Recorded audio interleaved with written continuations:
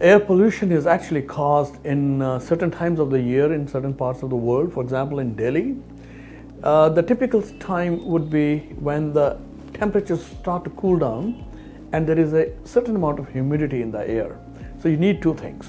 So cold temperature, relatively cold temperature, a relatively high humidity, and no air drift, no lateral air drift. So of course, you have to have the pollutants to trap the air within, say, 80 to 100 meters of the ground level. So all the particulate matters, whether it is vehicular pollution, industrial pollution, fossil fuel burning, all these things, or the dust which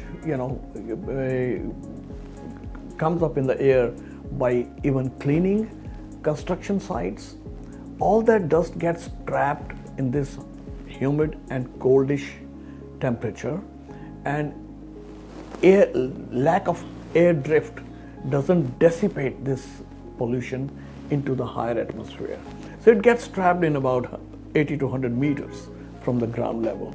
So for example, if you're taking a flight, if you go beyond this, everything is absolutely clear, and you look down, it is all brown because of the dust and the pollution. Now what is contained in this pollution?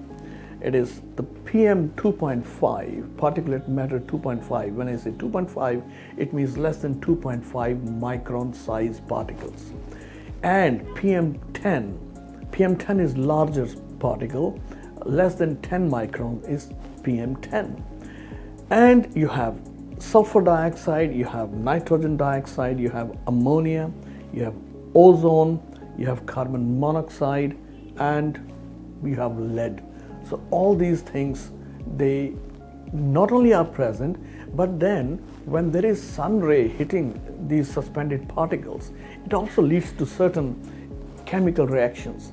So certain other things are also generated, so we don't know exactly what other chemical constituents we are breathing in with every breath. So these are the constituents which have been established. And when we say AQI, air quality index, which it is 300 today, it's 350 today, or it's 200. This is the constellation of 8 of these parameters which I just mentioned, 8 of them put together, and then they calculate by mathematical calculations what is the current minute to minute air quality index in different parts of the city. So this is a specific.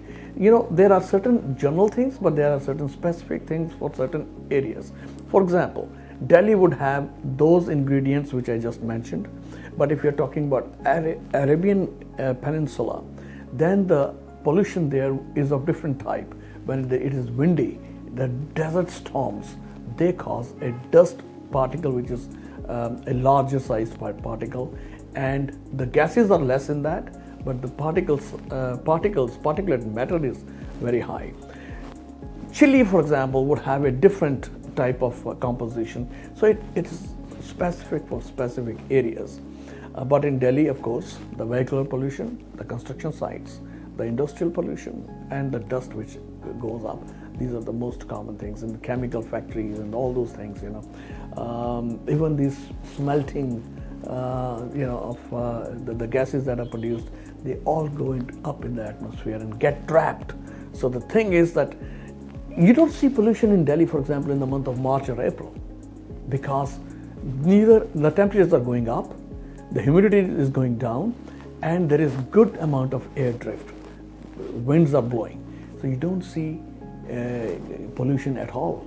Practically very little, nothing in the months of March and April. So then what is the remedy? What can you do about it? That is the issue. At the government level, they have to take a lot of steps to make sure. They can't change the temperature, they can't change the humidity, but they can remove the industry from the city to at least 50 kilometers away. That is one step. Fossil fuel burning, the burning of the fields, that should be stopped. It can have large ramification to within a 100 to 200 kilometers area. So that should be stopped as much as possible. And the vehicles, they have already done unleaded usage of petrol now. So at least the lead is taken care. But all the pollutant vehicles, they would continue to generate pollution. So they have to do something about that.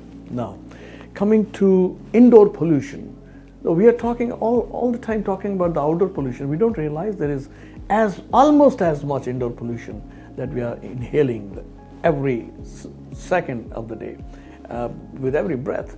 So, if, for example, the number of deaths in the world is 7 million a year due to pollution, then it is about 55% is due to outdoor pollution and 45% has been attributed to indoor pollution.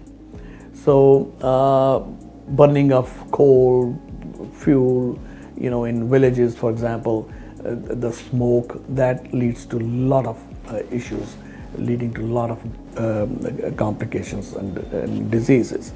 The diseases that it can cause: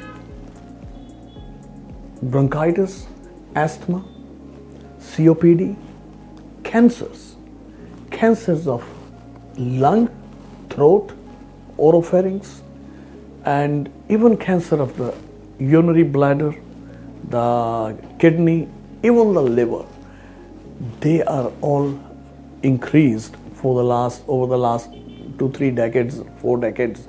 The numbers are rising, and they are partially attributed to the increase in pollution. Then cardiovascular diseases. The pollution also leads to the coronary artery disease, hardening of the blood vessels, not only to the heart but also to the brain. It also increases the blood pressure by stiffening the blood vessels. So the incidence of stroke, brain stroke, is increased, heart attack is increased, and atherosclerosis is increased. So all these are the consequence of pollution.